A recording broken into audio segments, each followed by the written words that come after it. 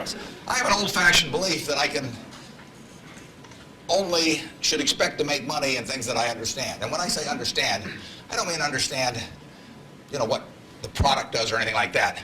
I mean understand what the economics of the business are likely to look like 10 years from now or 20 years from now. I know, in general, what the economics of, say, Wrigley chewing gum will look like 10 years from now. The internet isn't going to change the way people chew gum. It isn't going to change which gum they chew.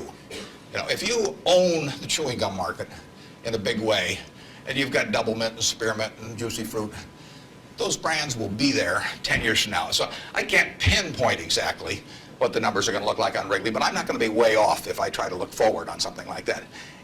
Evaluating that company is within what I call my circle of competence. I understand what they do, I understand the economics of it, I understand the competitive aspects of the business. There can be all kinds of companies that have wonderful futures, but I don't know which ones they are. I've given talks in the past where I carry with me a 70-page, tightly printed list, and it shows 2,000 auto companies. Now, if at the start of the 20th century, you had seen what the auto was going to do to this country, the impact it would have on the lives of then your children and grandchildren and so on. It transformed the American landscape.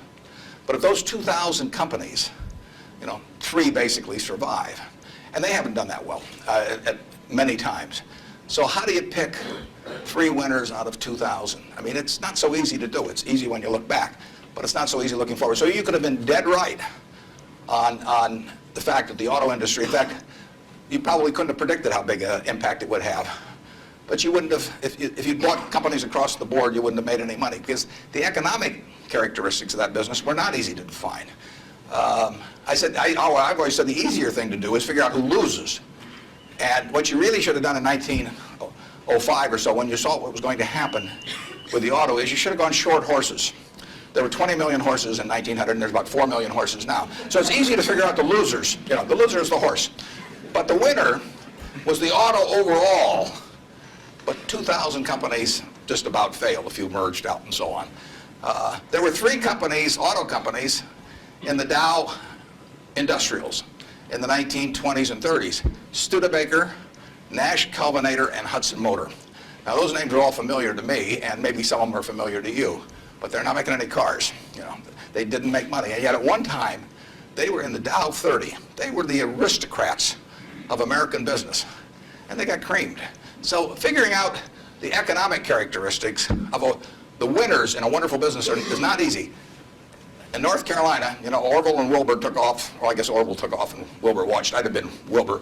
But if you could have seen the future of the airline business from that point forward and how that would transform things, it would have blown you away. And it's excited people, incidentally, ever since.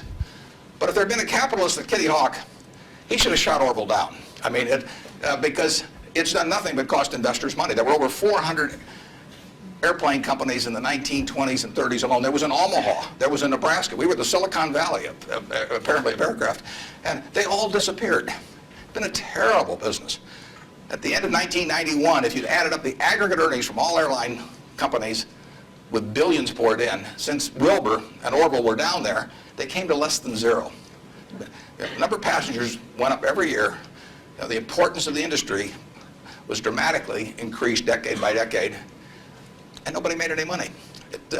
So figuring out the economic consequences. TV. I think there's, 20, 25 million sets a year sold in the United States. I don't think there's one of them made in the United States anymore. I mean, you'd say TV set manufacturer, what a wonderful business. I mean, everybody, nobody had a TV in 1950, or thereabouts, 45 to 50. Everybody has multiple sets now, but nobody in the United States has made any real money making the sets. They're all out of business. The Magnavoxes, the RCAs, all of those companies. Radio was the equivalent of 20. Over 500 companies making radios in the 1920s. Again, I don't think there's a U.S. radio manufacturer at the present time. But Coca-Cola, what was it, 1884, at Jacobs Pharmacy or whatever, the fellow comes up with something. A lot of copiers over the years, but now you've got a company that is selling roughly 1.1 billion 8-ounce servings of its product, not all Coke, Sprite, and some others, daily throughout the world 117 years later. So understanding the economic characteristics of a business is different than predicting the fact that an industry is going to do wonderfully. And so when I look at the internet businesses, or I look at tech businesses, I say this is a marvelous thing, and I love to play around on the computer, and I order my books from Amazon and all kinds of things, but I don't know who's going to win. And unless I know who's going to win, I'm not interested in investing. I'll just play around on the computer. And defining your circle of competence is the most important aspect of investing. It's not how important, how large your circle is. You don't have to be an expert on everything.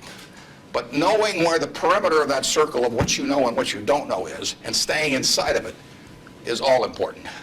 Tom Watson Sr., who started IBM, said in his book, he said, "I'm no genius," he said, "but I'm smart in spots, and I stay around those spots." And you know, that is the key. So if I understand a few things, and I stick in that arena, I'll do okay. And if I don't understand something, but I get all excited about it because my neighbors are talking about it, and stocks are going up and everything, they start fooling around someplace else, eventually I'll get creamed, and I should. So now let's go over here.